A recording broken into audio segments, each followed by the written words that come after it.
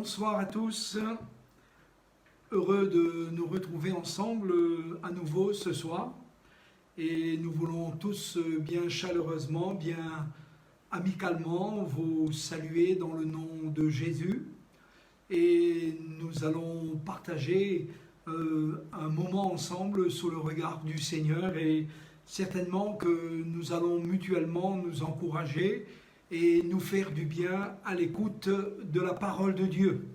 Alors dans cette soirée, c'est dans le livre de la Genèse que nous allons trouver le passage qui nous servira de méditation dans cette soirée, et plus précisément dans la Genèse, dans le chapitre 13, nous lirons dans quelques instants à partir du verset 14 jusqu'au verset 18. Donc le texte de la méditation pour cette soirée se trouve dans le livre de la Genèse, dans le chapitre 13.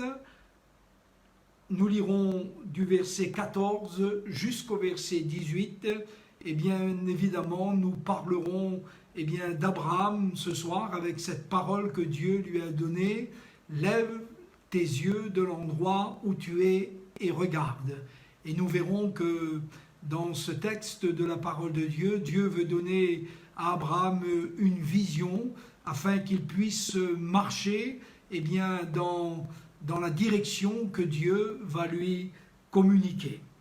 Alors j'aimerais que nous puissions prier ensemble si vous êtes d'accord avec moi.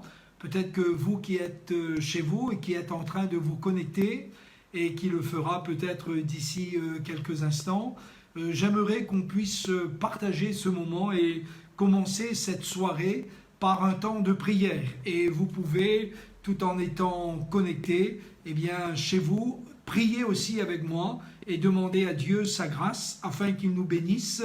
Faisons-le de tout notre cœur pendant ce temps avant que nous partagions la bonne parole de Dieu.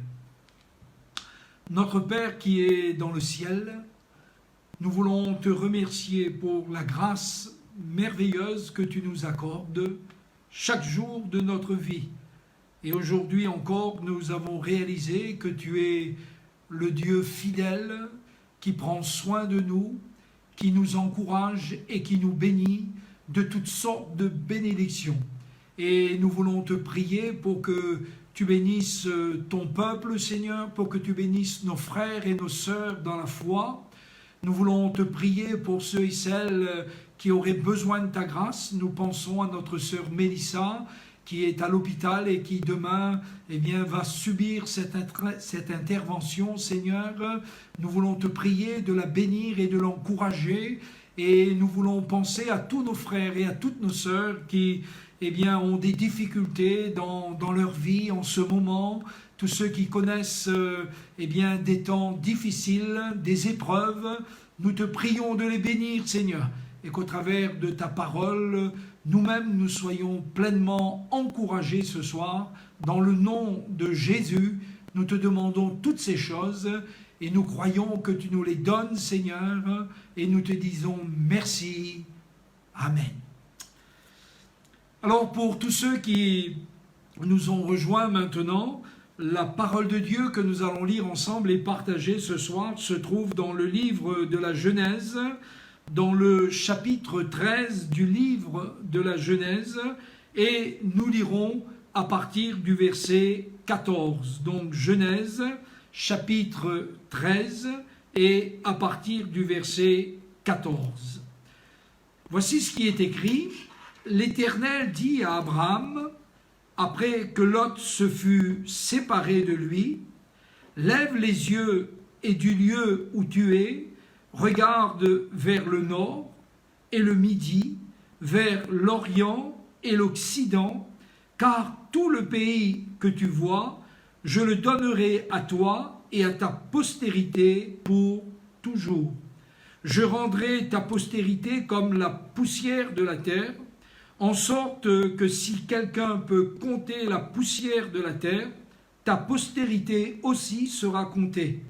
Lève-toi, parcours le pays dans sa longueur et dans sa largeur, car je te le donnerai. Abraham leva ses tentes et vint habiter près des chênes de Mamré, qui sont près d'Hébron, et là, il bâtit un autel à l'Éternel. Amen. Amen. Dieu a dit à Abraham qu'au travers de lui, toutes les familles de la terre seront bénies. Et c'est vraiment avec Abraham que Dieu a traité son alliance, afin que toutes les familles de la terre soient bénies, au travers de sa postérité. Mais vous savez que ce qui qualifie Abraham, c'est sa foi. Abraham, c'est le père de la foi. C'est celui qui nous donne, tout au long de sa marche avec Dieu, des exemples merveilleux. Et c'est vraiment l'homme qui va, dans l'obéissance de sa foi, devenir héritier des promesses de Dieu et va être l'exemple, le père, de la foi. Et vraiment, en parlant d'Abraham, nous parlons vraiment d'un homme qui est un modèle dans sa marche avec le Seigneur. Vous savez que c'est dans sa marche avec le Seigneur que son nom fut changé. Et il s'appelait Abraham, c'est-à-dire Père élevé, et il est devenu Abraham, qui veut dire Père d'une multitude. Et c'est dans la Genèse, dans le chapitre 17 et au verset 5, que vous trouverez, frères et sœurs, ce récit où le nom d'Abraham fut changé en celui d'Abraham. Et nous réalisons que dans la marche avec Dieu, ce nom qui change, est représentatif d'un homme qui est transformé de plus en plus. Je pourrais dire même de mieux en mieux. C'est un homme qui, tout au long de sa marche avec Dieu, va discerner de mieux en mieux et de plus en plus quelle est la volonté de Dieu. Abraham est loin d'être un homme parfait. Il n'y a point d'homme parfait. L'homme parfait par excellence, c'est le Christ. Lui, il est parfait, sans défaut. Mais voyez-vous, tous ces hommes comme Abraham, comme Moïse, comme David, et tous ceux qui ont marché avec Dieu dans leur temps et dans leur génération, nous laissent l'exemple d'hommes qui se perfectionnent au fur et à mesure de leur marche. Et bien aimés, c'est là un exemple que vous et moi, nous pouvons imiter, que nous sommes appelés à imiter. Nous sommes appelés à nous perfectionner dans notre marche avec le Seigneur. Et si nous marchons fidèlement avec le Seigneur, nous verrons que la parole de Dieu, que l'Esprit de Dieu, que la présence de Dieu, nous permettra de nous perfectionner au fur et à mesure de notre marche avec le Seigneur. Un jour, un chrétien priait dans l'assemblée et il disait à Dieu dans sa prière, « Je te loue, Seigneur ». Il était reconnaissant envers le Seigneur. Il disait, « Je te loue, parce que dans ton amour et dans ta patience, tu sais bien que je ne suis pas encore tel que tu voudrais que je sois. » Mais il a dit, « Seigneur, je veux te remercier, parce que je ne suis plus ce que j'étais. » Et j'ai trouvé que cette prière, en l'entendant, elle caractérisait en quelque sorte notre marche avec le Seigneur, qui est une marche qui doit se faire de progrès en progrès. Nous n'avons pas encore atteint la perfection, mais nous faisons une chose, nous oublions ce qui est en arrière et nous portons vers ce qui est en avant afin que nous puissions dans notre marche avec le Seigneur nous perfectionner. Et Abraham est ce type d'homme-là, il est cet exemple eh bien, qui nous encourage et qui nous montre que nous aussi, les chrétiens, les croyants, eh bien, nous pouvons, tout au long de notre marche, eh bien, nous pouvons et nous sommes appelés à nous perfectionner. La Bible dit que Abraham, il est de la postérité de Sem. Vous savez, Sem, Cham et Japheth, ce sont les trois fils de Noé qui, avec leur famille, ont échappé au déluge. Ils étaient au nombre de 8. Et c'est à partir eh bien, de ces 8 personnes qui furent sauvées par la foi de Noé, eh bien, que la terre s'est repeuplée. Et lui, Abraham, il est de la postérité de Sem. Son père se prénommait Térak. Et ce mot Térak, il a une signification. Il veut dire retard. Il veut dire délai. Il veut dire halte.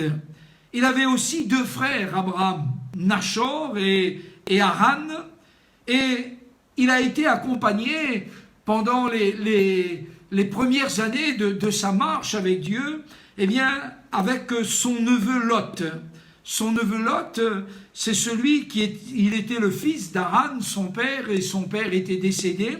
Et Lot a rejoint Abraham. Abraham l'a pris sous sa protection. Et Lot, le neveu d'Abraham, est celui qui a accompagné Abraham pour un temps, eh bien, dans sa marche avec Dieu. Mais vite, pour ne pas dire très vite, il se sépara d'Abraham. Parce qu'il y avait eu une querelle entre les bergers de Lot et les bergers d'Abraham. Et Abraham, eh bien, c'était un homme de paix.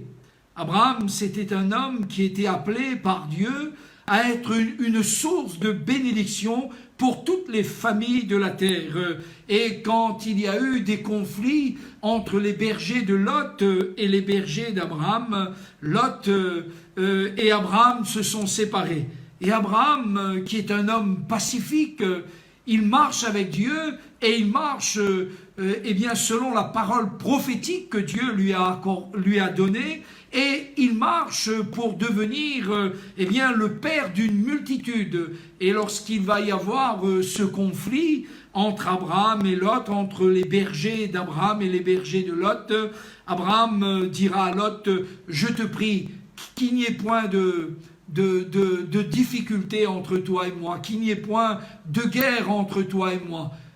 Choisis, tu marches avec moi, mais choisis. Si tu vas à droite, j'irai à gauche. Si tu vas à gauche, j'irai à droite. Abraham avait ses yeux eh bien, fixés sur la parole de Dieu. Abraham, c'est celui qui marchait avec Dieu pour hériter les promesses de Dieu. Et la Bible dit que Lot il a levé ses yeux. Et j'aimerais qu'on puisse quand même lire ce verset de la parole. À ce moment précis où Lot se sépare d'Abraham, voici ce qui est dit dans le livre de la Genèse, dans le chapitre 13 et dans le verset 10. Lot leva les yeux et vit toute la plaine du Jourdain qui était entièrement arrosée, avant que l'Éternel eût détruit Sodome et Gomorrhe. C'était jusqu'à Tsoar, comme un jardin de l'Éternel, comme le pays d'Égypte. Et Lot choisit pour lui toute la plaine du Jourdain, et il s'avança vers l'Orient. C'est ainsi qu'ils se séparèrent l'un de l'autre. J'aimerais quelques instants m'arrêter sur le choix de Lot. Vous savez, dans notre vie, nous serons appelés à faire des choix. Mais l'exemple de Lot n'est pas à suivre. Parce que Lot, lui, il va faire un choix, mais un choix qui est selon la chair. Il ne va pas choisir, eh bien, selon les conseils de Dieu. Non, il va choisir par ce qu'il voit. Il va choisir par ce qu'il considère lui-même comme étant une chose importante. Il va choisir selon sa définition de la bénédiction. C'est un moment assez particulier que Lot a fait ce choix, parce que c'est le moment où il s'est séparé d'Abraham. Et voyez-vous, Lot est l'image de l'homme qui fuit, de l'homme qui choisit, mais selon des critères tout humains, de l'homme qui ne cherche pas à résoudre les problèmes dans la paix et dans l'humilité, mais l'homme qui cherche à faire ce qui lui semble bon. Et le choix de Lot va s'avérer par la suite être un mauvais choix parce qu'il va tout perdre. Vous savez, mes amis, que Dieu lui-même a dit qu'il a mis devant nous la mort et la vie. La mort et la vie sont devant nous, mais Dieu dit « choisis la vie afin que tu vives ». Et Lot, il a fait un choix, mais un choix selon des critères humains, un choix qui semblait être bon sur l'instant. Hélas, hélas, trop souvent, il y a des choix qui peuvent paraître bons au moment où nous les faisons, au moment où nous décidons de choisir telle ou telle voie, mais les conséquences furent dramatiques, car vous n'ignorez pas que Lot a fini par se retrouver dans Sodome et Gomorrhe, et malheureusement, lui et ses deux filles ont été sauvés par l'empressement des anges, car ils ne se pressaient pas à sortir de ce pays qui allait être, de ces deux villes qui allaient être condamnées par le Seigneur, et il a tout perdu. Et la suite de sa vie est encore plus dramatique, car la Bible nous apprend que ces deux filles, après l'avoir enivré, ont couché avec lui, et toute cette génération de l'inceste a engendré toute une génération, toute une peuplade d'hommes qui ont été tout au long de l'histoire des ennemis du peuple de Dieu. Voyez-vous, les choix que nous faisons ont des conséquences, ont toujours des conséquences. C'est pourquoi, mes chers amis, nous avons besoin de faire nos choix selon les critères de la parole de Dieu. Tandis que lui, Abraham, il va faire un choix, mais vous verrez que dans la vie d'Abraham, la plupart des choix qu'il fit, ce sont des choix qu'il fit après avoir entendu la parole de Dieu, après avoir assisté au conseil de Dieu. Et c'est le Seigneur qui, dans sa parole, a donné une direction parfaite à Abraham. La seule fois où Abraham fit un mauvais choix, c'est quand il descendit en Égypte, mais il y remonta humilié mais guéri, et à partir de là, nous voyons que Abraham va apprendre dans sa marche avec Dieu à obéir, et à obéir de plus en plus et de mieux en mieux. Et voilà que dans la Genèse 12, Dieu avait dit à Abraham, va-t'en de ton pays, va-t'en pour toi-même de la famille de ton père, de ta patrie, de la maison de ton père. Et Abraham partit comme l'Éternel lui avait dit. Et nous trouvons ici un exemple merveilleux. Si nous voulons faire les bons choix dans notre vie, chers amis, nous devons choisir selon la parole de Dieu. Nous devons écouter la parole de Dieu. Et nous voyons que Abraham, c'est l'homme qui va écouter la parole de Dieu, qui va écouter ce que Dieu lui dit.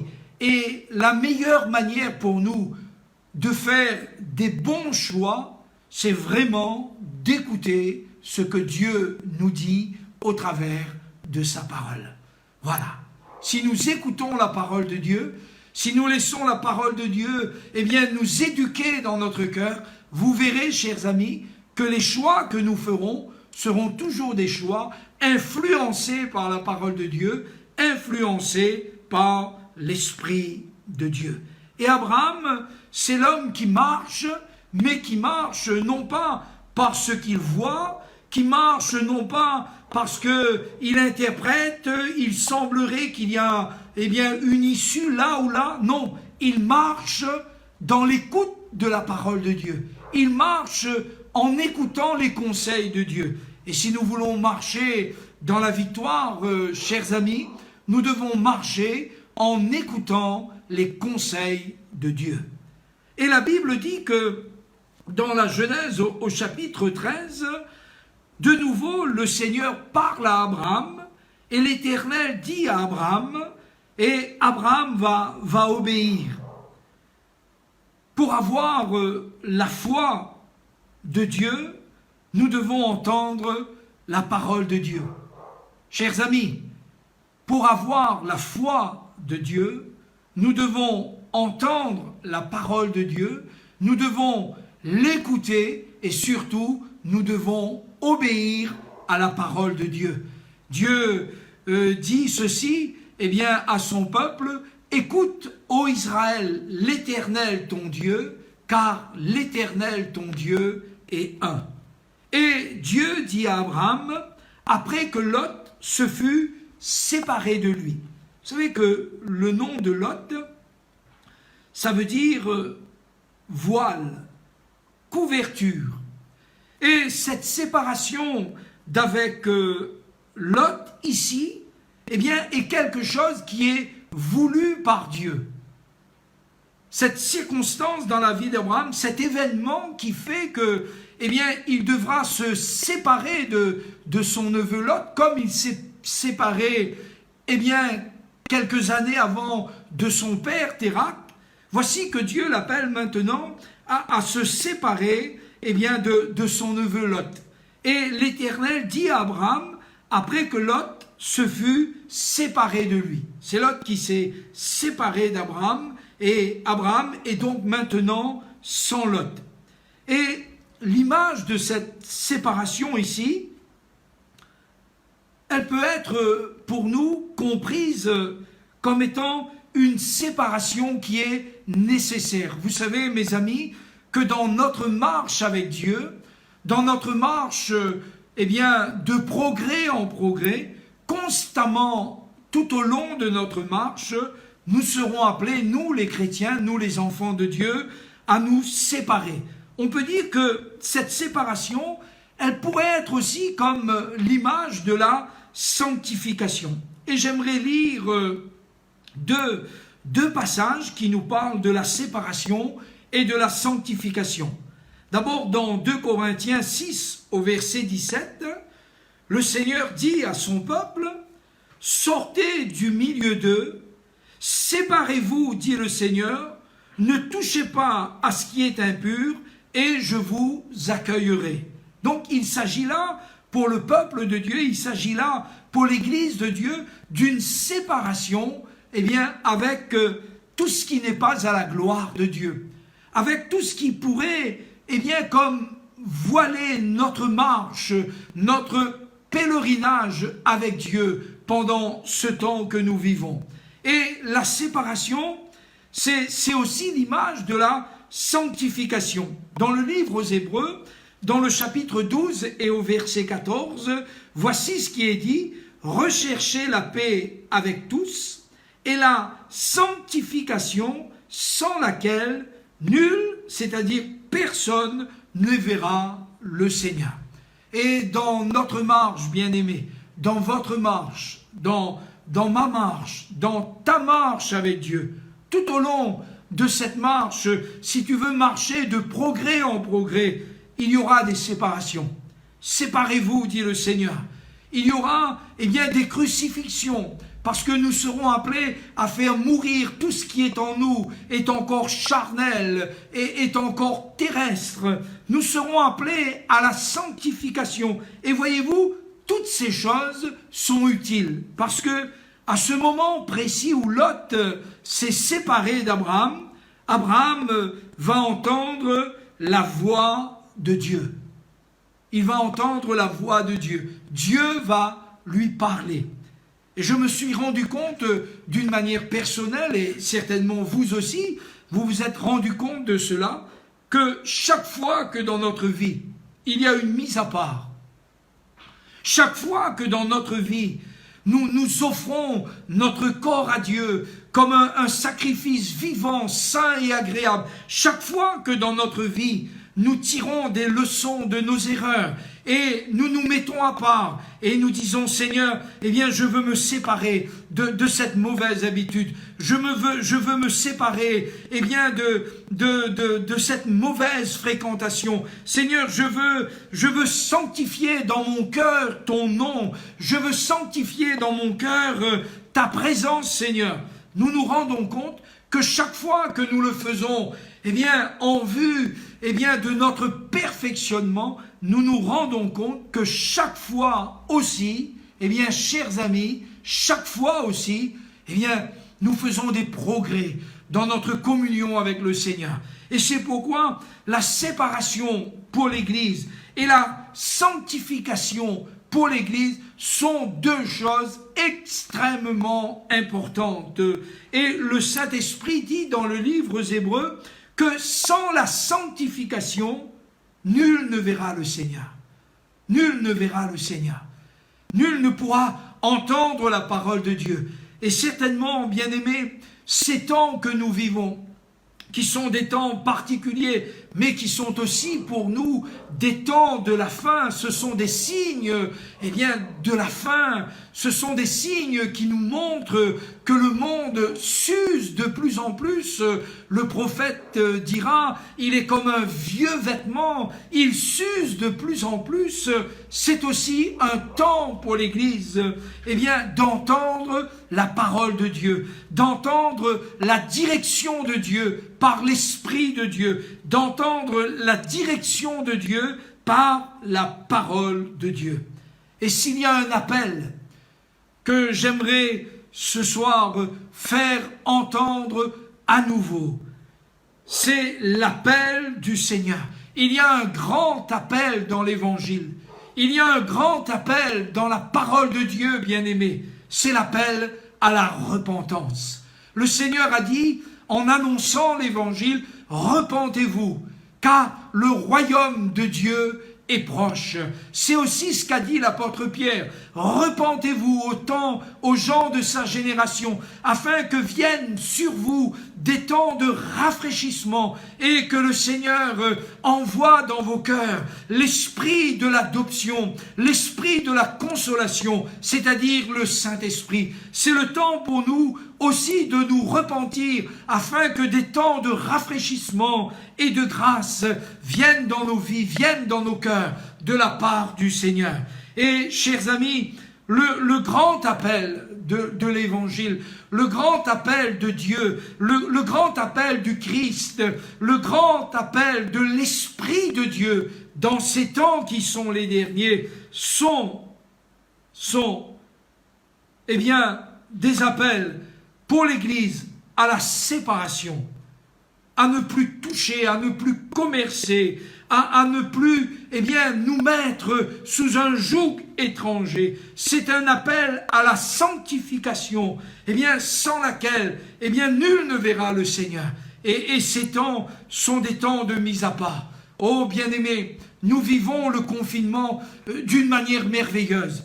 Non pas parce que, eh bien, nous sommes obligés de rester chez nous, mais nous remarquons une chose, que pour nous les chrétiens, ce temps de confinement a été un temps béni, a été un temps certainement voulu par Dieu, un temps de mise à part, un temps où dans notre cœur, eh bien, nous avons fait un examen de conscience. Et dans ma vie, dans ta vie, ça a été pour nous un temps de séparation avec tout ce qui n'est pas à la gloire de Dieu. Et ça a été pour nous un temps de sanctification pour entendre l'appel de Dieu. Et je profite de ce temps de partage pour te dire à toi aussi, mon ami, Dieu t'appelle à la repentance. Change d'attitude, change de comportement, change de manière de vivre, parce que le Seigneur t'appelle toi aussi à te repentir, afin que dans ta vie, il puisse t'envoyer le Messie, le Christ, le Seigneur, et que des temps de rafraîchissement et de grâce puissent aussi venir dans ton cœur de la part du Seigneur. Et après que Lot se fut séparé d'Abraham, eh bien, voici ce que le Seigneur lui dit, lève les yeux de l'endroit où tu es. Et certainement, chers amis, que les temps que nous vivons sont aussi pour nous le temps de lever nos yeux. Vers quoi Abraham devait-il lever ses yeux? Oh, nous savons que Lot, lui, il a levé ses yeux et il a vu les plaines qui avoisinaient Sodome et Gomorrhe. Il a vu ces choses et il a dit, mais ça, certainement, c'est bon pour moi. Mais la Bible dit, et écoutez bien ce que la Bible dit, telle voie peut paraître droit à un homme, mais son issue, c'est la mort. Telle voie peut paraître juste à un homme, mais son issue, c'est la mort. Combien de voies nous semblent justes? Combien de fois nous faisons des choix, nous prenons des décisions, parce que cela nous semble juste, cela nous semble bon, mais le risque quand ces choix ne sont pas en conformité avec la parole de Dieu, quand ces choix ne sont pas en conformité avec l'Esprit de Dieu, le risque, c'est que demain, cette issue qui nous semblait favorable se trouve être pour nous, hélas, se trouve être pour nous un piège. Telle voie paraît droite à un homme, mais son issue, c'est la mort. Oh, je vous souhaite, chers amis, de ne pas prendre de voie dont l'issue est la mort. Et si vous avez emprunté une voie à cause de votre orgueil, parce qu'il y avait un problème et que vous avez choisi la fuite, je vous en supplie de la part de Dieu, repentez-vous, revenez à Dieu, car Dieu ne se lasse pas de pardonner. Dieu ne se lasse pas de relever ceux et celles qui se confient en lui. Alors, après cette séparation, Dieu dit à Abraham, lève tes yeux. Et il y a dans cette parole que Dieu adresse à Abraham, dans ce lève tes yeux de l'endroit où tu es, la pensée que Abraham doit regarder, Abraham doit voir, Abraham doit considérer, Abraham doit porter une attention particulière sur ce que Dieu est en train de lui dire. Vers quoi Abraham doit-il lever ses yeux? Eh bien, il doit lever ses yeux vers la promesse que Dieu lui a faite. Car regardez ce que Dieu dit au verset 16. « Je rendrai ta postérité comme la poussière de la terre, en sorte que si quelqu'un peut compter la poussière de la terre, ta postérité aussi sera comptée. Lève-toi, parcours le pays dans sa longueur, dans sa largeur, car je te le donnerai. » Et Abraham était appelé à lever ses yeux vers la promesse. Ne levez pas vos yeux vers ce qui vous semble bon ou juste, ce qui semble vous donner un peu de repos. Vous vous souvenez de l'exemple de Jonas, lorsque Dieu lui dit « Va à Ninive et annonce la parole de Dieu ». La Bible dit que Jonas descend à Jaffa, et puis là, il trouve un navire qui va dans une direction opposée, parce que ce navire va à Tarsis. Et tout d'un coup, Jonas, il va prendre ce navire, et pour les premiers moments, pour les premières heures où il voyage, cela lui semble correct. Il dit, mais je pourrais fuir. Je vais trouver, une issue dans la fuite. Je ne veux pas obéir, je ne veux pas m'humilier devant la parole de Dieu, je ne veux pas fléchir mon cœur, mais je veux faire ce qui me semble juste, ce qui me semble bon. Et combien, Jonas va se retrouver lui aussi dans la mort. Heureusement que Dieu lui fera grâce, et heureusement que Dieu ordonnera à ce grand poisson de le vomir sur les plages de Ninive. Il aurait pu arriver à Ninive autrement, mais il est arrivé tout sale, il est arrivé sentant le poisson, il est arrivé après avoir passé des nuits dans l'abîme, mais quand même, Dieu l'a amené à l'obéissance. Dieu l'a amené à s'humilier, devant sa parole et devant ce commandement. Lève tes yeux de l'endroit où tu es et regarde. Et bien-aimé, plus que jamais aujourd'hui, l'Église vraiment est appelé à lever ses yeux pour regarder à celui qui a fait la promesse, car la promesse que le Seigneur nous a faite, c'est de revenir bientôt nous chercher. Et Jésus revient bientôt. Et nous devons lever nos yeux, non pas vers les choses du monde, parce que le monde passe et sa convoitise aussi. Vous avez vu qu'en un instant, eh bien, le silence a été imposé à toute la terre. En un instant, les commerces, les industries, les richesses de ce monde, en un instant, ont été stoppées, se sont arrêtées. Et certainement que cette parole de l'Écriture, elle est d'actualité. Le monde passe et sa convoitise aussi.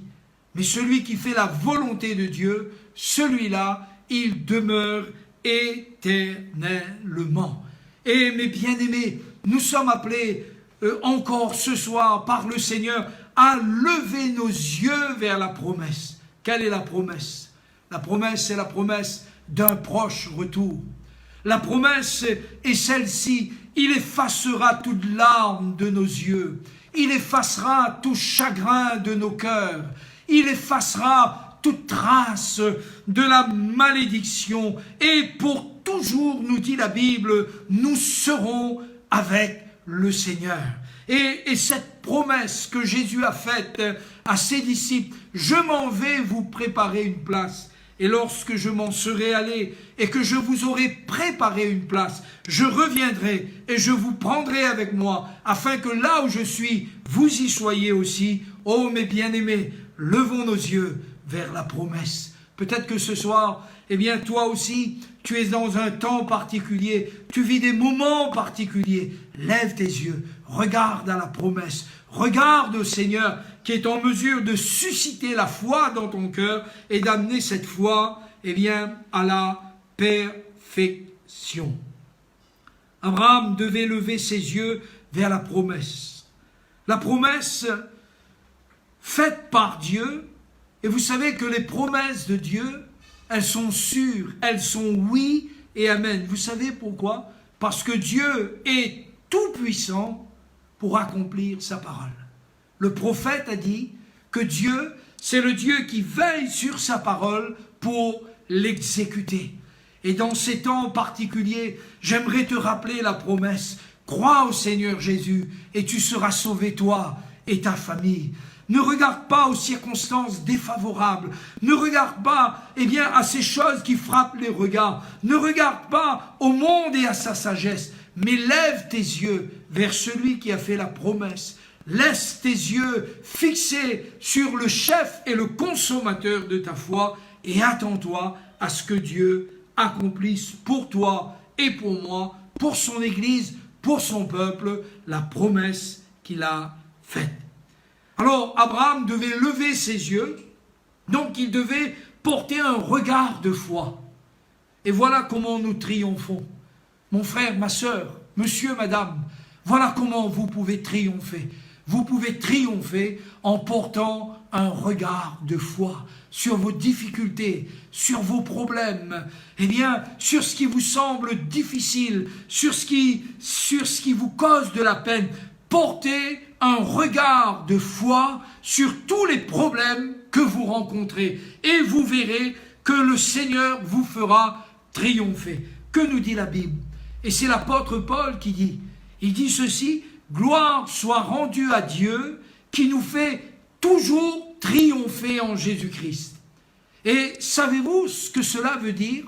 Cela veut dire que il est question, quand l'apôtre Paul dit cela, de célébrer un triomphe. Et ce soir, moi j'aimerais avec vous, et vous avec moi certainement aussi, mes frères et mes sœurs bien-aimés, célébrer le triomphe. Et dans ces temps particuliers, dans ces temps où la situation est difficile, il faut dire ce qu'il en est. Nous écoutons un peu les actualités. Il y a de la panique chez les nations. On ne sait pas. On ne sait pas ce que demain sera. Tout est dans l'à peu près. Tout est dans l'incertitude. On va déconfiner, Mais peut-être qu'il y aura une seconde vague. On ne sait plus. Et on ne sait plus par quelle sagesse il faut agir. On ne sait plus. Eh bien, certes, il y a du bon sens, mais voyez-vous, rien n'est sûr. Même chez ceux qui nous dirigent, même chez les grands, même chez le corps médical, on ne sait pas. On est dans l'incertitude. Mais, chers amis, c'est pour nous le moment de mettre une confiance, j'allais dire, absolue, une confiance entière dans la parole du Seigneur, par l'Esprit du Seigneur. C'est pour nous le moment de lever nos yeux vers la promesse. C'est pour nous aussi le moment de célébrer le triomphe. Célébrons le triomphe de Jésus-Christ. Célébrons le triomphe de la mort de Jésus à la croix pour nos péchés, de la résurrection de Jésus, eh bien pour notre justification. Célébrons le triomphe, chers amis, du proche retour du Seigneur. Célébrons le triomphe de ce que notre nom est inscrit dans le livre de vie et nous attendons, selon la promesse, des nouveaux cieux et une nouvelle terre, nous dit la Bible, où la justice habitera. Et Dieu dit à Abraham, lève les yeux de l'endroit où tu es. C'est la première chose que Abraham devait faire. Il devait porter un regard de foi sur la situation qui était la sienne, sur l'espérance dans laquelle il était appelé à marcher avec Dieu. Et nous aussi ce soir, portons un regard de foi, eh bien, sur l'espérance qui est la nôtre. Et Dieu dit à Abraham ensuite, lève-toi et parcours le pays. Alors là, il ne s'agit plus maintenant d'avoir un regard de foi vers le nord, vers le sud, vers l'est et vers l'ouest, mais il s'agit de marcher par la foi. Il s'agit de marcher par la foi. Et qu'est-ce qu'il dit Dieu à Abraham? Parcours le pays, de l'est à l'ouest, du nord et du sud, parcours le pays. Et qu'est-ce que cela pourrait signifier, bien-aimés? Eh bien, cela pourrait signifier exactement ceci, c'est qu'Abraham devait marcher par la foi. Sa postérité ne possédait pas encore le pays, mais il devait marcher par la foi. Il ne voyait pas encore que ce pays, eh bien, allait être le sien, mais il marcha. Et j'aimerais imaginer cette marche d'Abraham, j'aimerais l'interpréter, excusez-moi, mais chaque fois qu'Abraham arrivait à quelque endroit, chaque fois qu'il parcourait le pays, il disait, le Seigneur a promis, il me donnera ce pays, à moi et à ma postérité. Et toutes les familles de la terre seront bénies, eh bien, au travers de cette postérité. Et Abraham a dû marcher, il a dû marcher. Et voyez-vous, nous aussi les chrétiens, nous sommes appelés à marcher par la foi. Certes, nous sommes appelés, eh bien, à nous séparer, à nous sanctifier. Nous sommes appelés à lever nos yeux vers les promesses de Dieu qui sont oui et amen, vers le chef et le consommateur de notre foi. Mais nous sommes aussi appelés à marcher par la foi. Il y a certaines choses que nous ne voyons pas encore. Chers amis, il y a certaines bénédictions qui ne sont pas encore réalisées. Mais est-ce pour autant qu'elles ne se réaliseront pas? Est-ce que nous voulons seulement marcher par la vue? L'apôtre Paul, qui était aussi un homme de foi, va dire ceci, mais si c'est seulement dans ce monde-là que nous espérons, si c'est seulement en considérant ce que l'œil voit que nous marchons, nous sommes les plus malheureux de la terre. Mais notre marche à nous, enfants de Dieu, notre marche à nous, chrétiens, est aussi une marche dans la foi. Il y a certaines choses que tu ne vois pas encore. Il y a certaines choses que je ne vois pas encore. Mais Dieu m'invite à les posséder dans une marche par la foi. Dieu m'invite à me les approprier par une marche dans la foi. Et il y a des bénédictions que je n'ai pas encore vues dans ma vie. Je ne peux pas dire que toutes les bénédictions, eh bien, je les ai vécues, je les ai expérimentées.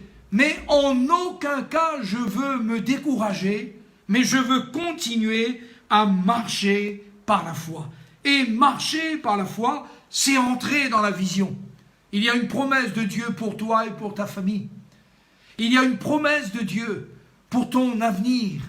Il y a une promesse de Dieu pour le chemin que tu dois suivre. Oh mon ami, mon frère et ma sœur, marche par la foi. Que l'Église aujourd'hui puisse de nouveau et de mieux en mieux se perfectionner dans la vision des promesses de Dieu, mais aussi dans la vision et dans une marche par la foi. Entrons dans la vision. Possédons en espérance les promesses. Or, l'espérance, nous dit la Bible, ne trompe point, parce que l'amour de Dieu est répandu dans notre cœur. Lève tes yeux de l'endroit où tu es. Et ce soir, j'aimerais encourager l'Église. Oh, mes bien-aimés, j'aimerais vous encourager.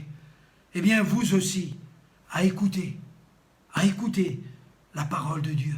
Parce que si nous écoutons la parole de Dieu, si nous écoutons ce que l'Esprit dit à l'Église, eh bien, nous allons marcher dans l'assurance. Nous allons marcher, eh bien, en célébrant la victoire de notre Dieu, la victoire du Seigneur. Nous allons marcher dans une pleine confiance. Il y aura des jours difficiles, il y aura des jours mauvais, nous dit la Bible. Mais dans toutes ces choses, comme le dira un homme de la parole de Dieu, dans toutes ces choses, nous serons plus que vainqueurs par celui qui nous fortifie. Et ce soir encore, eh bien, séparons-nous. Séparons-nous. Séparez-vous, dit le Seigneur. Ne touchez pas à ce qui est impur, et je vous accueillerai. Nous savons tout ce que le monde peut proposer, tout ce que la convoitise de ce monde peut nous proposer. Nous savons que toute la facilité qu'il y a pour nous de faire commerce avec des choses qui ne sont pas à la gloire de Dieu. Mais voyez-vous, ce soir encore, mes bien-aimés, le Seigneur appelle son Église à se séparer. Le Seigneur appelle son Église à la sanctification, afin qu'il nous accueille, afin que nous puissions voir le Seigneur. Oh, séparez-vous, dit le Seigneur, à lever nos yeux vers la promesse de notre Dieu, de l'endroit où nous sommes, du lieu où nous sommes, de ce siècle dans lequel nous vivons, des jours que nous traversons en ce moment. Nous sommes appelés à lever nos yeux vers le Seigneur qui est fidèle, vers la parole de Dieu qui est immuable et éternelle. Et nous sommes appelés à continuer à marcher par la foi. Mon frère, ma sœur, que Dieu te bénisse ce soir. Monsieur, madame, vous qui m'écoutez, vous qui allez peut-être voir, un jour cette vidéo, le Seigneur vous appelle, vous aussi, à la repentance, parce qu'il a des projets de paix. Car je connais les projets que j'ai formés sur vous, projets de paix et non de malheur. Alors, que l'Église continue cette marche docile dans l'obéissance, dans la sanctification, dans la séparation, dans la foi, que vous et moi, nous puissions continuer à posséder les promesses de notre Dieu, non seulement à lever nos yeux, mais à marcher dans la foi.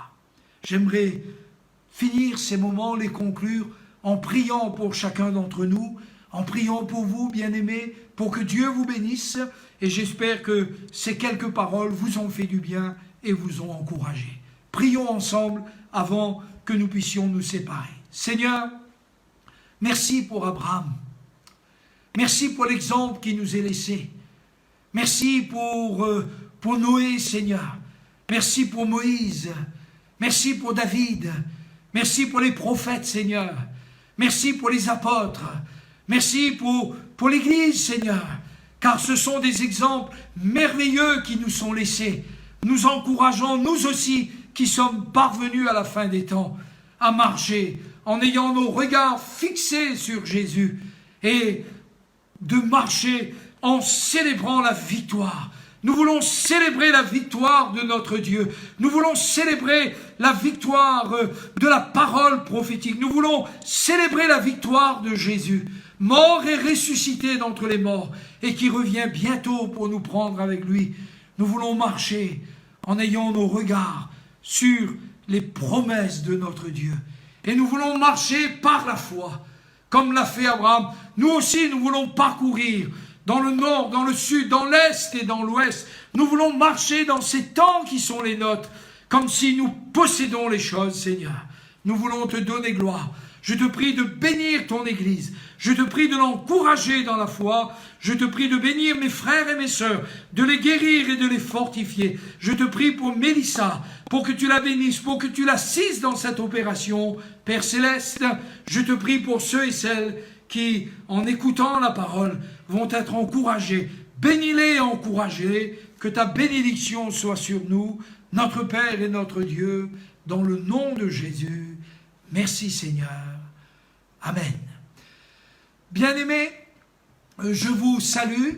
Je vous dis à bientôt. Dieu voulant, je serai avec vous ce jeudi également. Demain soir, vous aurez un autre pasteur avec vous. Vendredi aussi un autre pasteur. Et dimanche, ce dimanche, c'est le pasteur Cédric Kotaya, qui partagera le culte avec nous. Et comme je l'ai dit, je vous rappelle que le dimanche, quand vous êtes chez vous, bien-aimés, vous pouvez avec votre mari, avec vos enfants aussi, participer au repas du Seigneur. N'ayez pas peur de le faire. Jésus a dit, faites-le en mémoire de moi, en vous rappelant tout ce que la parole de Dieu a dit. Et vous pouvez le faire. Vous pouvez aussi, vous aussi, chez vous, célébrer ce moment avec votre famille, avec votre mari, vos enfants, ce moment du repas du Seigneur. Quant à moi, je vous dis à bientôt. Nous prions pour vous. N'hésitez pas à nous appeler si vous avez besoin de nous. Notre numéro de téléphone n'a pas changé et nous espérons, comme je vous l'ai dit ce dimanche, que bientôt, d'une manière assez particulière, nous aurons la joie de nous retrouver. Je vous souhaite une belle soirée sous le regard du Seigneur. Continuons à prier, continuons à persévérer. Que Dieu vous bénisse. Voilà, fraternellement, je vous salue tous. Et je vous embrasse tous dans l'affection du Seigneur, spirituellement parlant, bien-aimés. Bien sûr, que Dieu vous bénisse et à bientôt.